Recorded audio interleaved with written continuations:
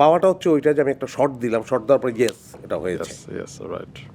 এবং এই যে শটটা দিলাম আমি যে চরিত্র অনুযায়ী আমার যে ভাবনা যে এইটা হওয়া উচিত ছিল সেটা আমি করতে পারলাম, পাওয়া হচ্ছে ওইটা। শিল্পীদের প্রসঙ্গে আবার আসি, যেহেতু আপনারা থিয়েটার থেকে এসেছেন, আপনাদের অসম্ভব একটা ডিসিপ্লিন আছে এবং আপনারা অনেক কিছু স্যাক্রিফাইস করে কিন্তু স্যাক্রিফাইস করতে করতে কিন্তু এই পর্যায়ে এসেছেন। কিন্তু এখনকার অনেক শিল্পীদের দেখা যায় যে এসেই অনেক কিছু পেয়ে যাচ্ছে এবং শুধু অভিনয়ের বাইরেও তাদেরকে আরও অনেক বিষয়ে ধ্যান দিতে হয়, সেটা সময়ের দাবি হতেই পারে। কিন্তু হয় না যে আমাদের যারা বয়োজ্যেষ্ঠ ছিলেন যারা, তারা একসময় বলতেন যে পোলাপাইনের হাতে টাকা দিস না নষ্ট হয়ে যাবে। হ্যাঁ, তো এইসব কি হচ্ছে, মানে কোনোভাবে অন্যান্য জিনিস কি তাদের ক্ষতিগ্রস্ত করছে কিংবা লক্ষ্য থেকে একটু পিছিয়ে দিচ্ছে? মানে ব্যাপার হচ্ছে যে ওই আমার তৃপ্তিটা কোথায় আর কি, আমি যদি খুব দ্রুত পেয়ে যাই আর কি। জি। আমি এই কফিটার এই দুই ধরনের স্বাদ হতে পারে, এই একই যেভাবে বানিয়েছে সেভাবেই।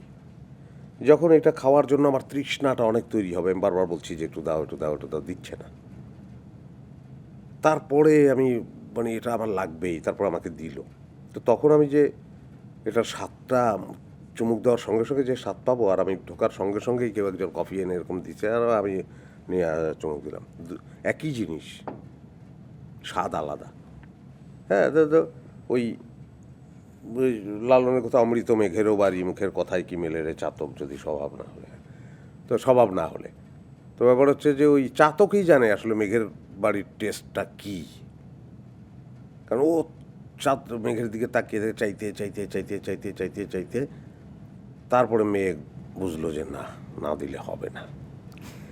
সো আমার কথা হচ্ছে যে এই যে তুমি যেটা বললা যে এসেই পেয়ে যাচ্ছে, আসল ব্যাপার হচ্ছে যে পাওয়া তো একটা, আমাকে দেখছে লোকজন বা আমি অভিনয় করছি, টাকা রোজগার করছি, এই পাওয়াটা পাওয়া কি না, পাওয়াটা হচ্ছে ওইটা যে আমি একটা শট দিলাম, শট দেওয়ার পরে ইয়েস এটা হয়েছে, রাইট। এবং এই যে শটটা দিলাম আমি যে চরিত্র অনুযায়ী আমার যে ভাবনা যে এইটা হওয়া উচিত ছিল সেটা আমি করতে পারলাম, পাওয়া হচ্ছে ওইটা। তাইলে সে তৃপ্তিটা পাবে, নাইলে খালি চুমুক দেওয়া হবে, তৃপ্তি পাওয়া যাবে না।